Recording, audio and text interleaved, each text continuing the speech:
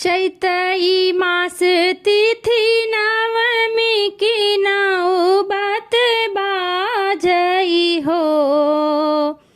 चैतई मास तिथि नवमी की नाउ बात बाजई हो। रामा बाजई दशरथ जी के द्वारे कौशल्या रानी आंगन हो। रामा बाजई दशरथ जी के द्वारे कौशल्या रानी आंगन हो।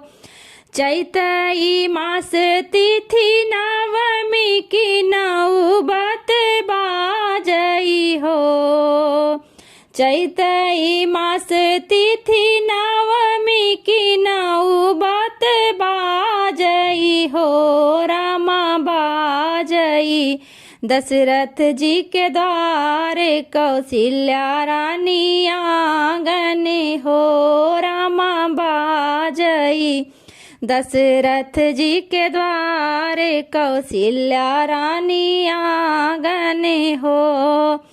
कौशल्या के जन्म में है राम कैकेयी के भरत भैया हो। कौशल्या के जन्म में है राम कैकेयी के भरत भय हो। राम सुमित्रा के भय दुई लाल लखन रिपु सूदन हो। राम सुमित्रा के भय दुई लाल लखन रिपु सूदन हो। राम सुमित्रा के भय दुई लाल लखन रिपु सूदन हो। जन्मे है चारी वो भैया अवध छवि छैया हो। जन्मे है चारी वो भैया अवध छवि छैया हो। रामा घरे घरे बाजै बधैया समैया बड़ी सुंदर हो। रामा घरे घरे बाजै बधैया समैया बड़ी सुंदर हो।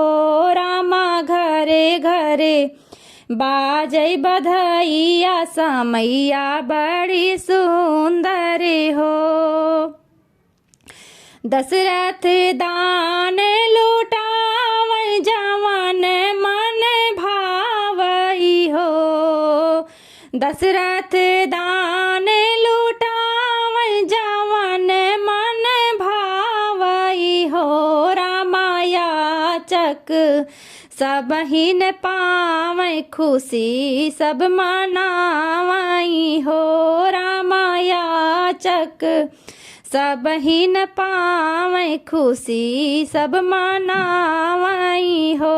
रामायाचक सब हिन पावै खुशी सब मनावई हो।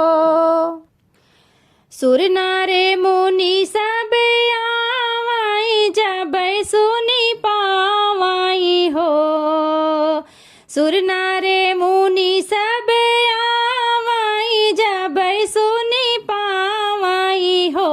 रामा जय जय कर मनवावै सुमन बरसावई हो। रामा जय जय कार मनावै सुमन बरसावई हो। रामा जय जय कार मनावै सुमन बरसावई हो। चैतई मास तिथि नवमी की नौबत बाजई हो। चैतई मास तिथि नवमी की नौबत बाजई हो। रामा बाजई दशरथ जी के द्वारे कौशल्या रानी आंगन हो। रामा बाजई दशरथ जी के द्वारे कौशल्या रानी आंगन हो। रामा बाजई दशरथ जी के द्वार कौशल्या रानी